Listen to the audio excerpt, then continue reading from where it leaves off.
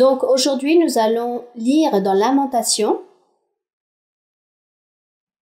Dans le livre de Lamentation, je ne sais pas combien d'entre vous ont lu Lamentation. Avant, lorsque je lisais ce livre, je ne comprenais rien. Je ne comprenais pas de quoi il s'agissait, cette chose de lamentation.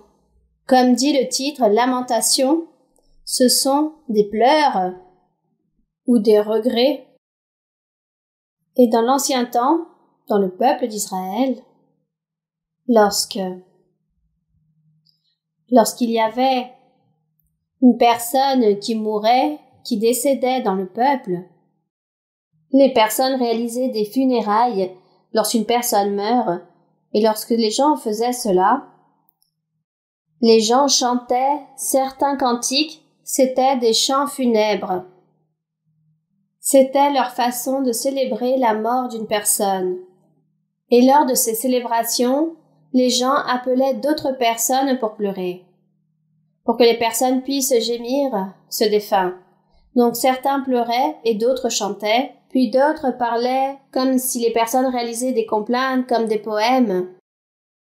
Et dans ces lamentations, ils mettaient en évidence le vécu de la personne qui venait de mourir. C'était leur façon de parler de cette personne en disant que la personne avait fait de bonnes choses, qu'elle avait fait ceci, cela, la position que la personne avait dans la famille ou dans le peuple. Tous commençaient à parler et à raconter de belles choses sur cette personne qui venait de mourir. Et sûrement si la personne était malade, alors aussi dans cette lamentation, ils racontaient comment était la vie de cette personne.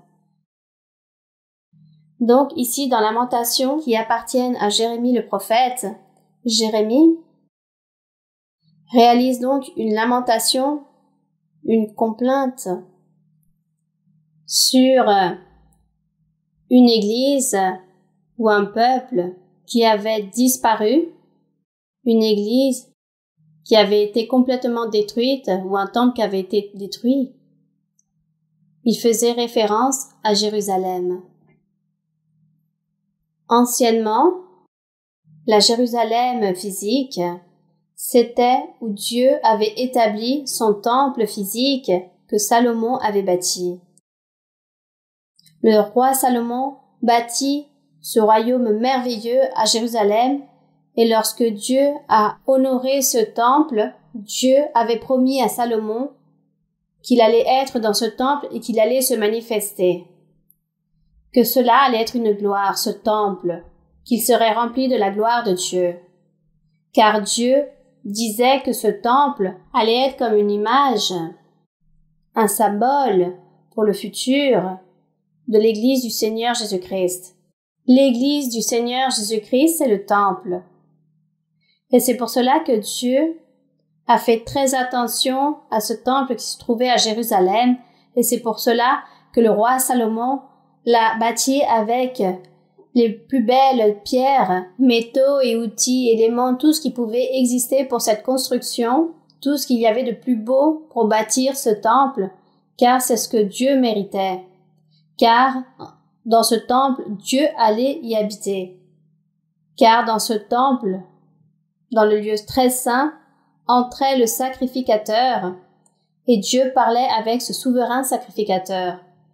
C'est pour cela que ce temple était très spécial où Dieu se manifestait, car anciennement Dieu ne se manifestait pas aux personnes avec son esprit, mais il parlait aux prophètes et une fois par an, juste au souverain sacrificateur.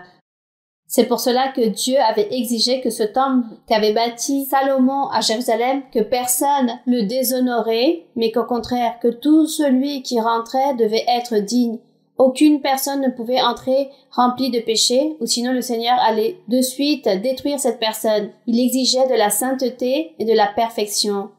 Dieu aimait cette ville physique de Jérusalem et ce temple aussi, car tous représentaient l'Église de Christ, au roi Jésus aussi, et pour le futur, cette représentation symbolique allait être avec les personnes, les croyants, avec les serviteurs de l'Évangile.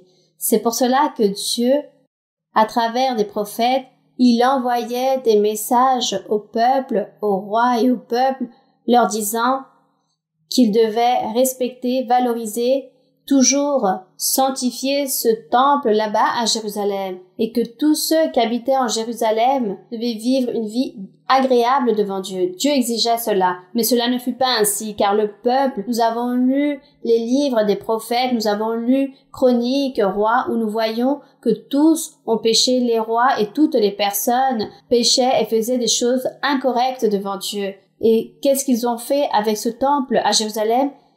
Ils l'ont déshonoré de telle façon qu'ils ont fait entrer des idoles, des statues, des images, et ils vénéraient à l'intérieur de ce temple, ils vénéraient ces dieux, ces statues, ces idoles.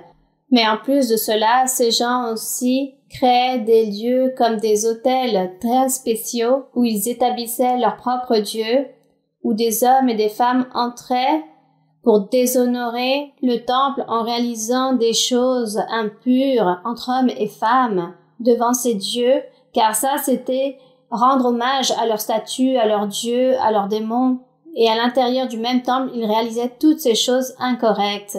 Les hommes apportaient toutes les prostituées et réalisaient leurs propres réunions à l'intérieur et réalisaient toutes ces choses impures, toutes ces impudicités, tous ces adultères pour déshonorer le temple du Seigneur. Donc Dieu s'est éloigné de ce temple. Et Dieu s'est beaucoup irrité contre Jérusalem, contre Juda, contre tout le peuple. Et c'est lorsque Dieu, à travers d'Ésaïe, de Jérémie, d'Ézéchiel, il leur a dit qu'il allait tout détruire, qu'il allait détruire toute cette nation, tout cet état de Juda, qu'il allait terminer avec la ville de Jérusalem. Dieu a envoyé ses messages à travers ses prophètes, mais personne, ni les rois, ni le peuple, n'a voulu entendre et écouter cela. Et le Seigneur, c'est là lorsqu'il a incité le roi de Babylone, car Babylone était un pays étranger, et de ce fait, Dieu a excité le roi de Babylone pour qu'il puisse partir avec son armée et détruire tout ce qu'on appelait le peuple d'Israël ou tout ce qu'on appelait Jérusalem et tous ses habitants de Juda. Et qu'il devait finir avec le roi, avec le temple que Salomon avait bâti, qu'il fallait incendier cette ville. Et de cette façon, le roi de Babylone, le roi Nebuchadnezzar, est parti avec son armée. L'histoire se trouve dans Chroniques et dans Rois. Que Dieu nous permette aussi un jour lire livre par livre pour que nous puissions apprendre et mieux comprendre et ainsi valoriser qu'à l'époque, toutes ces personnes n'ont pas valorisé Dieu, mais que nous, aujourd'hui, nous puissions valoriser ce que Dieu fait, ce qu'il exige de nous, ce qu'il attend de nous, ce qu'il veut aujourd'hui que son temple, que son église ou son temple puisse être quelque chose de sacré, de saint, d'intègre. Et cela, c'est notre cœur. Donc, ce roi est arrivé avec son armée, et oui, effectivement, ils ont incendié cette ville, il y a eu des pénuries, il y a eu une mortalité, il y a eu de grandes guerres, les personnes mouraient de faim, car la ville avait été incendiée, il n'y avait plus de nourriture. L'histoire raconte que même les gens mangeaient leurs propres enfants car ils n'avaient aucune nourriture. L'histoire raconte cela, que même les oiseaux passaient, déposaient leur fumier et les personnes venaient manger ce reste, car les personnes mouraient de faim. Et par la suite aussi, ceux qui mouraient, il n'y avait personne qui puisse les enterrer, alors les autres gens aussi se sont contaminés de maladies, de peste, se mouraient à travers l'épée, de tant de choses. Tout cela est arrivé, cela est très triste lorsque nous lisons toutes ces histoires, ici dans Chroniques, dans Rois, et lorsque nous lisons aussi dans Jérémie le prophète qui raconte l'histoire. Donc, voici comment a été dévastée Jérusalem. On dit que la ville de Jérusalem a été incendiée. Les gens ont incendié le temple que Salomon avait bâti, mais avant cela, ils ont emporté toutes les choses de valeur, comme l'or, les pierres précieuses, les outils les plus précieux, ils les ont emportés à Babylone, mais tout le reste a été brûlé, incendié, même l'arche de l'Alliance a été brûlée. Tout a été brûlé, toute la ville a été complètement détruite. C'est pourquoi Jérémie qui était le prophète de l'époque, il prophétisait. Il a été témoin de tout ce qui s'est produit, de tout ce qui est arrivé, car il était là, présent. Il a été gardé. Dieu l'a protégé. Il n'a pas permis qu'il puisse mourir ni dans la guerre, ni à travers une peste, ni d'une pénurie là-bas à Jérusalem. Donc, lui qui a été témoin autant que prophète, il a commencé avec ses lamentations. Se lamentant, il raconte ce que Dieu avait fait, ce qu'il avait permis de faire à cette ville, avec cette Jérusalem que Dieu disait que c'était sa propre épouse, que Dieu disait que c'était son épouse et que lui était l'époux de Jérusalem. Mais cette épouse lui avait été infidèle à Dieu. Infidèle, oui, car comme ils ont commis de l'idolâtrie et sont entrés dans ce temple pour honorer d'autres dieux, c'était l'infidélité dont Dieu parlait, faisant une comparaison avec un homme et une femme lorsque la femme est infidèle à son époux, et toute cette souffrance qu'on vit à cause d'une infidélité. Donc, Jérémie, après avoir vu cette destruction, Jérémie aussi dit qu'il est resté quelque part caché pour fuir. Et à partir de là, il a commencé à se lamenter. D'où les lamentations ici qui parlent d'une lamentation d'une femme qui a été infidèle à son époux. Et tout ce qui est arrivé à cette femme, tout le châtiment qu'elle a reçu à cause de cette infidélité. L'Église, à l'époque, le temple de Salomon, là-bas à Jérusalem, qui était le symbole ou le prototype de l'Église du Seigneur pour le futur. C'est pour cela qu'ici, dans le chapitre 1, comme je vous ai raconté maintenant de quoi il s'agit, ce livre de Lamentation, pour que vous puissiez lire Lamentation, ces 5 chapitres, que vous puissiez tous les lire. Lorsque vous allez prendre du temps pour lire, vous allez voir comment vous allez comprendre de meilleure façon ce qui s'est produit, ce que Dieu avait pour le peuple, et tout ce que Dieu leur a ôté, et comment Dieu peut être jaloux. Oui, car il veut que ses enfants puissent s'adonner avec tout leur cœur et que personne ne puisse être infidèle à Dieu. Comment serions-nous infidèles aujourd'hui devant le Seigneur en régressant, en péchant et en nous oubliant de Dieu? Là viendrait l'infidélité de notre part. Nous n'allons pas dire que nous allons devenir idolâtres, car nous n'allons plus suivre d'autres dieux ou d'autres images.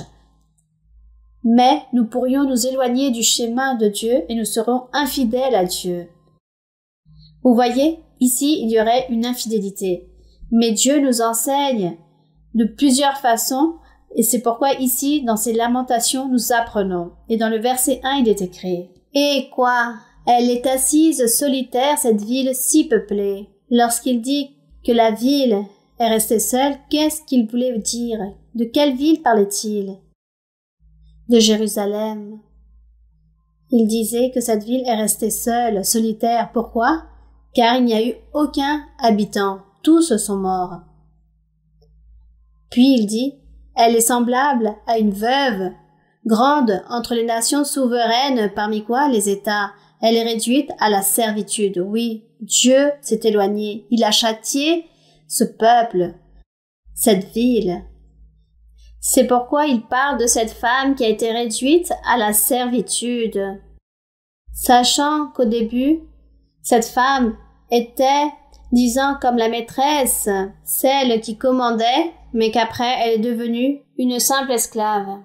Une fois d'avoir eu la célébrité, les richesses et cette grande importance que Dieu avait donnée à cette Jérusalem est tombée complètement en ruine.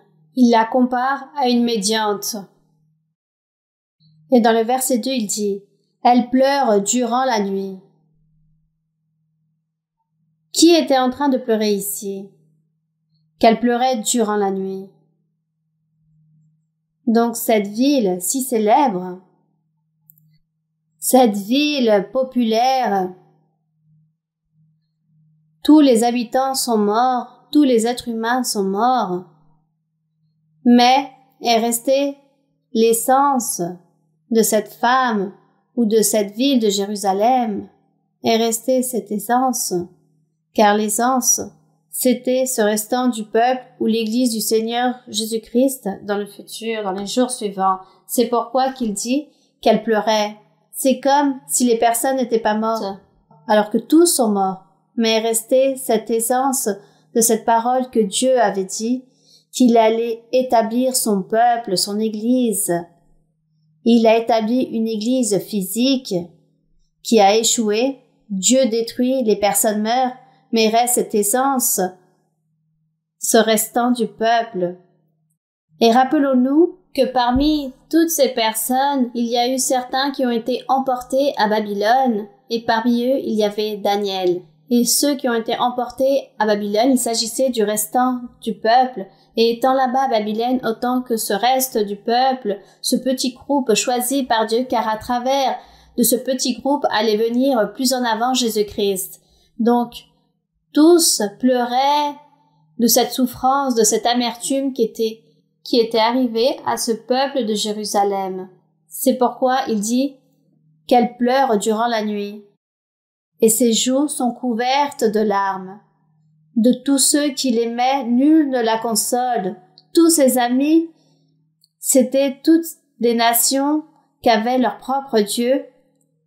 Et les gens de ces nations ont suivi les dieux de toutes les autres nations, des Syriens, des Babyloniens, des Égyptiens.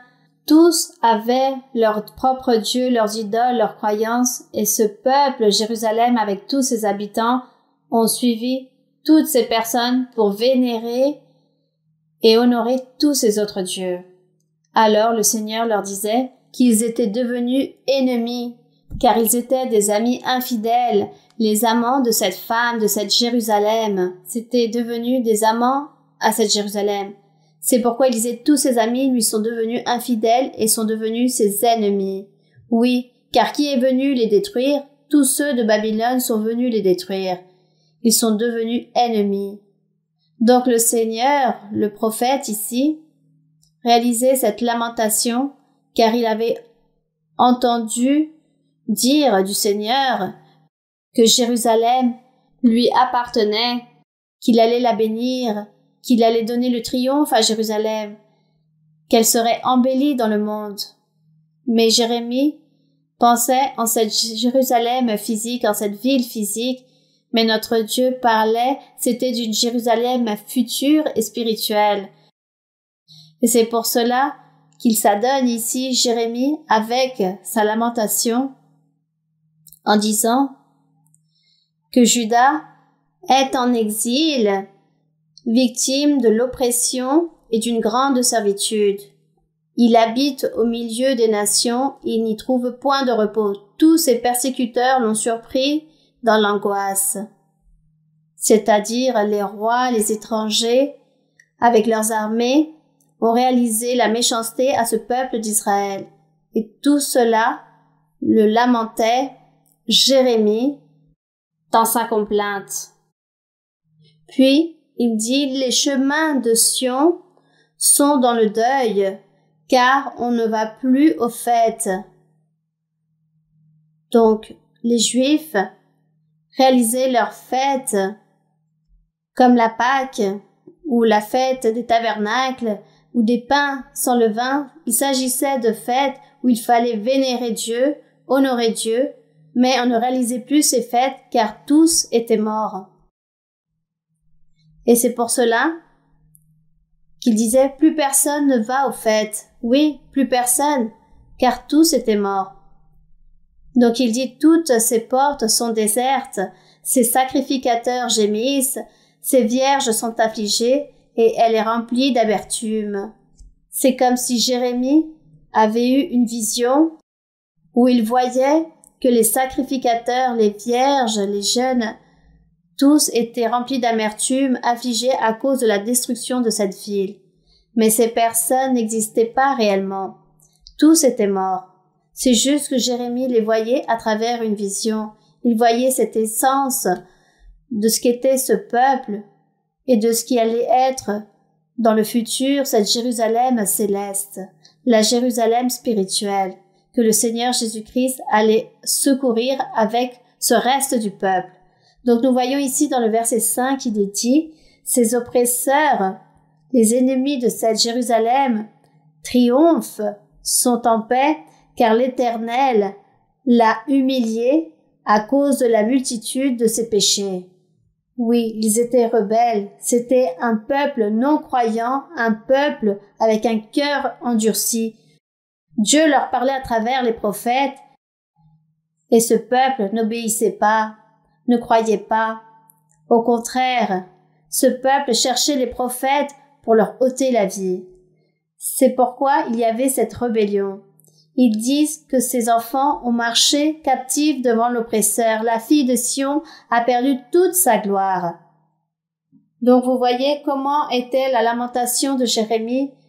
Il avait l'impression de voir une femme physique merveilleuse. Cette femme merveilleuse, c'était la Jérusalem. Pourquoi il disait qu'elle était si belle? Parce que Jérusalem, c'était l'unique ville dans le monde, la seule ville que Dieu avait pour bénédiction, la seule ville où Dieu serait créé, où Dieu parlait tant de merveilles. Donc, toutes les autres nations écoutaient parler de Jérusalem. Jérusalem là-bas à Israël, ce peuple de Dieu, ce peuple choisi, préféré de Dieu. C'était cette merveille. Et ici, comme ils disent que tous étaient morts, tout avait été détruit, le temple a été incendié, la ville a été incendiée, c'est pourquoi Jérémie dit que cette fille de Sion a perdu toute sa gloire. Et c'est ce qu'il voyait dans ses visions et ce qu'il disait et parlait. Il dit que ses chefs sont comme des cerfs qui ne trouvent point de pâture et qui fuient sans force devant celui qui les chasse. Jérusalem, lorsque son peuple est tombé dans la main des ennemis, personne n'a pu l'aider. Car au jour de sa détresse et de sa misère, Jérusalem s'est souvenu de tous ses biens dès longtemps son partage, quand son peuple est tombé sans secours sous la main de l'oppresseur. Ses ennemis l'ont vu et ils ont ri de sa chute. Donc il dit que lorsque Jérusalem fut assiégée, tous les gens ont commencé à reconnaître que réellement ils avaient échoué, ils avaient commis des péchés et que Dieu leur envoyait ce châtiment. Ils ont voulu se repentir, mais c'était trop tard. Et l'histoire raconte que les ennemis, c'est-à-dire Babylone avec toute son armée et toutes les autres nations qui se sont rendues compte de cette guerre, disons-le ainsi, se riaient de Jérusalem, se moquaient et disaient « Regardez, cette Jérusalem, c'était pas le peuple de Dieu ?» Car tous se disaient qu'il s'agissait du peuple saint, que Jérusalem était une terre, un pays saint, c'était la seule qui était privilégiée, car Dieu les élevait et tous ont commencé à se moquer d'elle, car ces Jérusalem n'existait plus, tout était détruit, toute la ville a été détruite. Donc, c'était comme une moquerie. Alors le prophète voyait cette tristesse. Sûrement à travers des visions, il voyait cette femme, veuve, sans Dieu, seule, abandonnée, pleurant et voulant récupérer la gloire qu'elle avait eue auparavant, mais c'était trop tard. Mais Dieu avait un plan, et c'est ce qu'il n'a pas montré à ce moment-là à Jérémie. Car son plan était que dans le futur, cette femme allait recevoir le pardon, car le Seigneur Jésus-Christ venait pardonner et a établi réellement de ce peuple une femme merveilleuse, car il disait que l'Église serait comme cette femme mariée, car il est écrit dans l'Apocalypse que son Église, son temple, cette Jérusalem céleste serait habillée comme une mariée, elle descendrait du ciel pour réaliser les noces avec le Seigneur. Donc, c'est vraiment très beau que ce Jérémie n'a pas pu voir cela, ce que Dieu avait pour le futur, pour les jours suivants, mais il n'a pas vu non plus qui serait l'auteur de la perfection et de la sainteté, disons-le ainsi, de cette femme qu'il voyait abandonnée et veuve. Verset 8. Jérusalem a multiplié ses péchés, c'est pourquoi elle est un objet d'adversion. Tous ceux qui l'honoraient la méprisent en voyant sa nudité. Elle-même soupire et détourne la face. Tout cela le voyait Jérémie. Jérémie voyait une femme qui représentait cette Jérusalem. Tous étaient morts, mais cette femme était là, à la vue de Jérémie. Elle dit, sa souillure était dans les pans de sa robe et elle ne songeait pas à sa faim. Elle est tombée d'une manière étonnante et nul ne la console. Vois ma misère, ô Éternel. Quelle arrogance chez l'ennemi. Jérémie prie Dieu, il demande à Dieu qu'il puisse voir cette affliction et dans le verset 10, l'oppresseur a étendu la main sur tout ce qu'elle avait de précieux. Vous voyez pourquoi il dit que l'oppresseur, cet ennemi, a pris toutes les choses précieuses car il a emporté toutes les choses pour les emporter, toutes les choses précieuses, il les a emportées à Babylone. C'est pour cela qu'il dit que l'oppresseur a étendu la main sur tout ce qu'elle avait de précieux. Elle a vu pénétrer dans son sanctuaire les nations auxquelles tu avais défendu d'entrer dans ton assemblée. Donc Jérémie dit au Seigneur, « Seigneur, tu as interdit que dans aucune nation païenne, que aucun étranger puisse entrer dans ton assemblée à Jérusalem et beaucoup moins dans ton temple. Et regarde tout ce qu'ont fait ces nations. Ils sont entrés dans ton assemblée et ils l'ont profané, car ils ont brûlé le sanctuaire. » Ça, c'était le plus grand blasphème qu'ils ont pu réaliser les personnes avec ce temple, avec ce que Dieu avait réalisé, que lui, il allait habiter dans ce temple. Le sanctuaire du Seigneur a été déshonoré. Et dans le verset 11, il dit « Tout son peuple soupire, ils cherchent du pain, ils ont donné leurs choses précieuses pour de la nourriture afin de raminer leur vie. Vois, Éternel, regarde comme je suis avali. » Donc Jérémie parle pour cette femme veuve, car il dit « Vois, Éternel, regarde comme je suis avali, je suis abattu. » Comment serait cela de merveilleux, Dieu en train de donner cette vision à une personne, et cette personne, disons, comme si cette personne vivait ce peuple que Dieu disait, c'est ma femme. Et Dieu disait, je suis l'époux de ce peuple. Mais ce peuple a échoué, et cette femme dit, je suis avalie. Jérémie reprenait le péché de tout ce peuple et il disait, je suis avalie. Je suis affligé, tu nous as détruits, tu as terminé avec nous. Rappelle-toi de tes promesses. Nous ne savons pas combien d'autres choses Jérémie a pu dire au Seigneur dans cette lamentation. Et dans le verset 12, il dit, « Je m'adresse à vous tous qui passez ici. Regardez et voyez s'il est une douleur pareille à ma douleur, disait Jérémie. Il disait, mon cœur est blessé, car l'Éternel m'a affligé au jour de son ardente colère.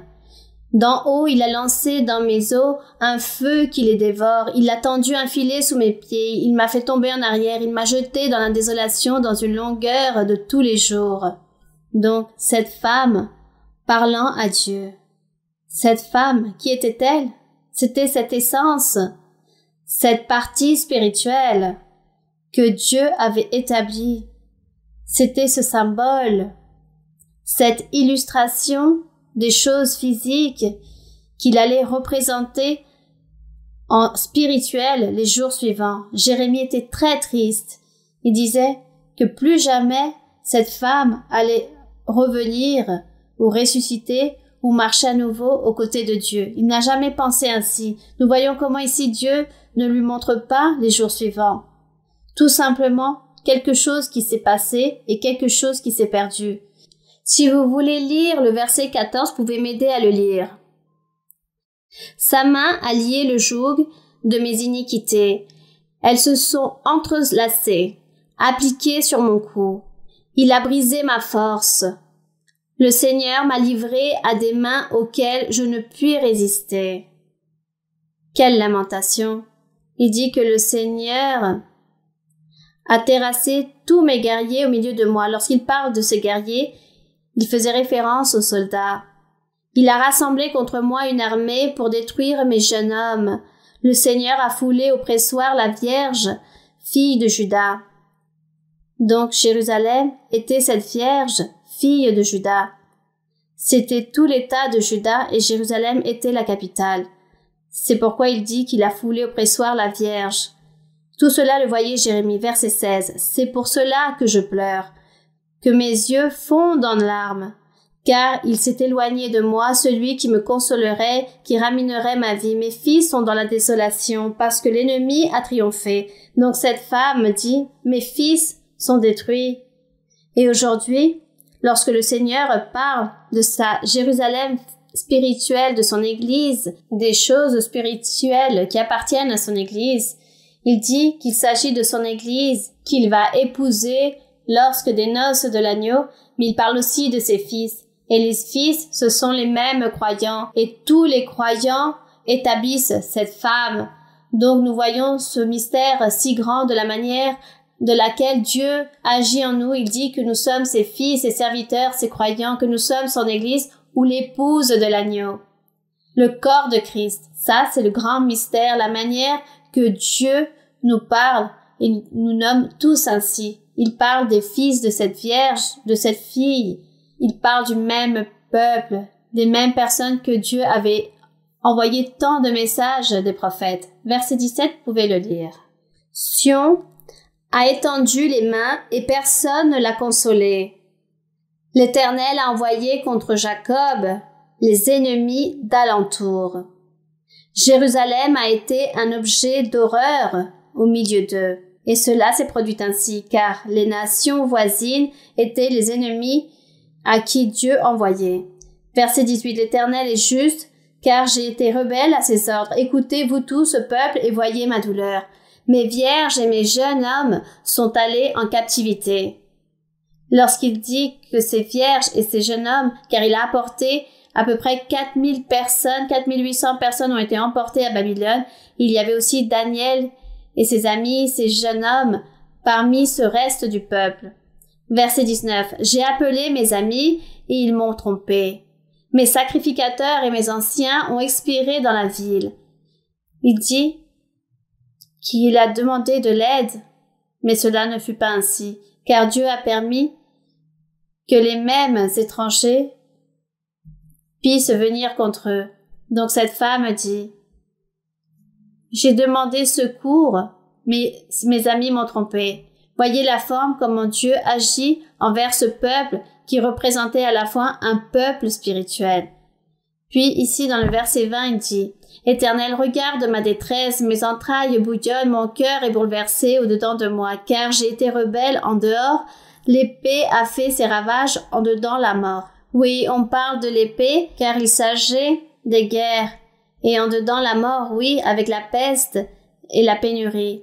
On a entendu mes soupirs et personne ne m'a consolé. Tous mes ennemis ont appris mon malheur, ils se sont réjouis de ce que tu as causé. Tu amèneras, tu publieras le jour où ils seront comme moi, que toute leur méchanceté vienne devant toi et traite-les comme tu m'as traité à cause de toutes mes transgressions. Là, elle reconnaît que tous ont commis des transgressions, mais qui reconnaissait ici, c'était Jérémie.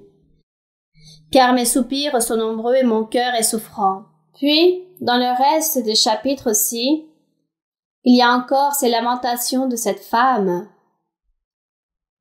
Et avec cela, vous allez donc maintenant mieux comprendre ce livre de lamentations. Car maintenant vous savez de quoi il s'agit et pourquoi toutes ces choses ont été dites comme s'il s'agissait d'une femme qui parlait. Oui, le prophète Jérémie, parlant à travers cette femme qui a été abandonnée, détruite, cette Jérusalem physique qui représentait cette Jérusalem spirituelle dans le futur. Mais de toute façon, notre Dieu, dans sa miséricorde, a permis que le Seigneur Jésus-Christ puisse y venir et secourir cette femme, étant une femme qu'il compare à une prostituée, car le Seigneur aussi dit que les prophètes disaient que c'était une prostituée, car elle vénérait les dieux des autres nations. Dieu l'a purifiée et l'a convertie en cette Vierge une fois de plus. Donc, il dit qu'il prépare son Église, une femme sainte, pure, sans tache et sans ride, avec laquelle il va épouser. Voici ce que Dieu fait. Donc Dieu compare les êtres, les choses physiques et matérielles, les compare avec les choses spirituelles pour que nous puissions comprendre, pour que nous puissions mieux comprendre la parole du Seigneur. Voyez-vous, est-ce que cette lecture a été très belle, n'est-ce pas? Elle séduit. Réellement, elle séduit, la parole de Dieu séduit, que nous voulons continuer à lire et voir ce que Dieu fait, ce que Dieu dit, ce qu'il fait et comment il agit en nous. Comment il nous traite, non comme des êtres physiques, mais d'une autre façon. mais nous aussi, nous devons lui être fidèles, l'honorer et valoriser notre Dieu. Alors, continuez à lire ensuite les autres livres de Lamentations. Maintenant, je vous ai donné la manière et l'outil pour pouvoir mieux comprendre.